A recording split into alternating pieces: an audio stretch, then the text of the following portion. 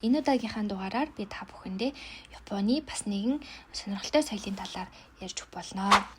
Япончууд хүн нас барсны дараа яагаад түүнийг боддог вэ гэж та нар бодож ирсэн үү? Зарим тохиолдолд тэднийг бараг амьд юм шиг харагдуулдаг.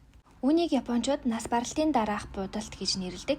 Ялангуяа Японд энэ нь маш хүндэтгэлтэй нарийн үйл явц байдаг. Эхлээд биеийг нь цэвэрлэж, үсийг нь засаж, дараа нь нүрийг боддог. Яагаад гэвэл тэр гэр бүл нь талигаажтайгаа сүүлийн удаа хамгийн сайхан төрхөөр нь уулзах ёстой гэж үздэг байхнэ. Хамгийн сонирхолтой нь зарим тохиолдолд гэмтсэн хэсгийг нь хүртэл сэргээж нүүрний өнгийг амьд үеийнх юм шиг болгож чаддаг ахна. Энэ ажлыг жирийн хүн хийдэггүй, тусгай мэргэжилтнүүд байдаг. Жишээлбэл эмбалмер гоо сайхны ажилтан авсанд байрлуулах мэргэжилтэн гэх мэт хүмүүс хийдэг байхнэ. Японд талигаачийг будуулах хүн заримдаа 7 сая төгрөг хүрдэг гэвэл та идэх үү? Энгийн бодолт гэхэд л бараг хагас саяас эхэлдэг. Харин илүү нарийн амьд бид харагдуулах бодолт болохоор 2 сая төгрөг давдаг байхнэ.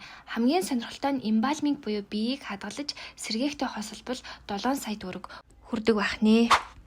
Нас барсан хүний нүур будах ажлыг харуулсан кино хүртэл Япончууд хийчихсэн байдаг. Энэ киног нь болохоор Окурибито гэж нэрлэдэг. Японд хамгийн алдартай кинонуудын нэг болсон юм байна. Бүр Оскарын шагнал хүртэл авсан юм байна.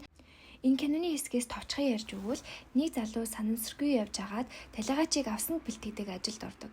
Эхэндээ шинээр орсон энэ ажлаасаа аягүй хичээж хүмүүс ч өөрийг нь ойлгодоггүй байсан.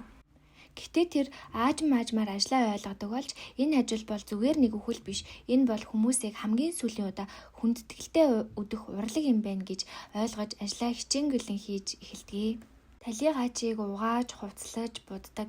Тэгээд гэр бүл нь нулимстайгаар харж зогсдог.